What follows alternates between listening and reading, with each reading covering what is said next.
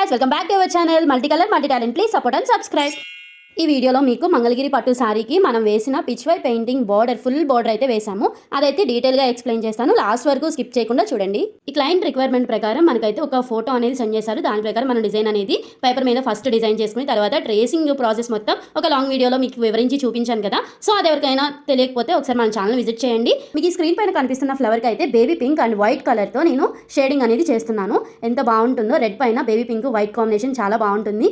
ఎంతో ఆలోచించి రీసెర్చ్ చేసి మరి రెడ్ మీద ఏ కలర్స్ బాగుంటాయి అందరినీ అడిగి చూసి అప్పుడు ఈ కలర్స్ని నేనైతే సెలెక్ట్ చేసుకున్నాను. And dark green and white colour light green రెడ్కి చాలా బాగుంటాయి. దాంతోపాటు రెడ్ పైన ఆరెంజ్ అండ్ వైట్ కలర్ కూడా చాలా బాగుంటుంది. నేను చేసింది అదే. నేనైతే దీంట్లో రెగ్యులర్గా నా వీడియోస్ చూసే వాళ్ళకైతే నేను ఒకటే ఎక్స్ప్లెయిన్ చేస్తాను.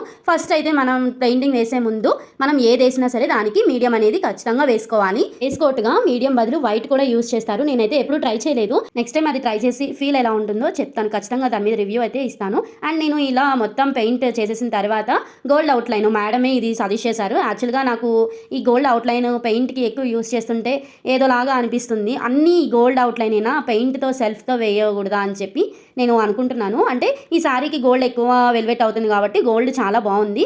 అండ్ ఈ శారీని ఫోటోషూట్ చేయడానికి నేను పడిన తిప్పలు అన్నీ కాదు. మార్నింగ్ దీన్ని కొరియర్ చేయాలనుకున్నప్పుడు దీన్ని నెక్స్ట్ డే కొరియర్ చేయాలి. సో దాని ముందు రోజు నేను షూట్ చేస్తున్నాను. అంటే నాకు ఖాళీ లేదు, వేరే వర్క్స్ ఉండడం వల్ల నేను దీన్ని పూర్తి చేసేసినా నేను షూట్ చేయలేకపోయాను. అండ్ దీన్ని ఇంట్లో రూమ్లో ఒకసారి బయట ఒకసారి పెట్టి ఎక్కడ బాగా వస్తే అక్కడ ఆ ఫొటోస్ అయితే తీసాను. మీకు చూపిస్తాను లాస్ట్లో ఆ ఫొటోస్.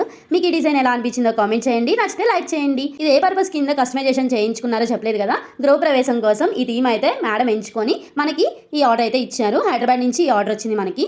సారీ కలర్ కాంబినేషన్ని బట్టి మనం ఎంచుకున్న కలర్స్ కూడా బాగా ఎలివేట్ అవుతున్నాయి. ఇలా నాలాగా ఇంట్లో ఉండి paint work fabric painting works చేసే వాళ్ళకి ఫోటోషూట్స్ అది ఫొటోస్ ఎలా తీయాలి ఏంటి అనేది తెలియకపోతే నేను ఈ టిప్ అయితే చెప్తాను. ఏంటి అంటే సారీ ఓన్లీ బార్డరే మనం హైలైట్ చేస్తే కనుక ఇలా పెయింట్ వేస్తే ఇలా రౌండ్ సర్కిల్లో కుచ్చులు పెట్టేసి మిడిల్లో ఏదైనా పెట్టుకొని దాని మధ్యలో అండ్ చుట్టూ కూడా ఇలా అయితే పెట్టుకుంటే ఇలా సర్కిల్ లాగా ఫామ్ చేసుకుంటే మనం వేసిన ఫుల్ బార్డర్ కూడా వీడియోలోకి వస్తుంది. ఫొటోస్ కూడా బాగా వస్తాయి. నేను ఈ సారీకి పెయింట్ చేయడానికి కూడా ఇంత కష్టపడలేదు అసలు. ఇది ఫొటోస్ తీసుకోవడానికి వీడియోస్ తీసుకోవడానికి విశ్వ ప్రయత్నాలు చేసేసాను. అంటే ఈ షేప్లో పెట్టి ఆ షేప్లో పెట్టి సర్కిల్ పెట్టి మళ్ళీ తీగ మీద ఆరేసి కొన్ని ఈ సారీని మనం స్టైల్ చేసి చూపిద్దాము అంటే ఇది మనది కాదు, క్లయింట్ది. అలా చేయడం తప్పు కదా. వాళ్ళే స్టైల్ చేయాలి. ఫస్ట్ నేనే వేసుకోవాలని మన కొత్త బట్టలు మనకి ఎలా ఉంటుందో కస్టమర్కి కూడా అలాగే అనిపిస్తుంది కదా. సో అందుకని నేను స్టైల్ చేయడానికి కూడా లేదు ఆప్షన్. సో ఎలాగోలాగా మనం పడిన కష్టం ఎలాగోలా క్లిక్ అయిందనమాట. లాస్ట్లో ఆ ఫొటోస్ అయితే ఖచ్చితంగా స్కిప్ చేయకుండా చూడండి. నేను పడిన కష్టం అయితే ఓకే నార్మల్గా పర్లేదు, ఒక రేంజ్లో అయితే వచ్చే ఫొటోస్ కూడా.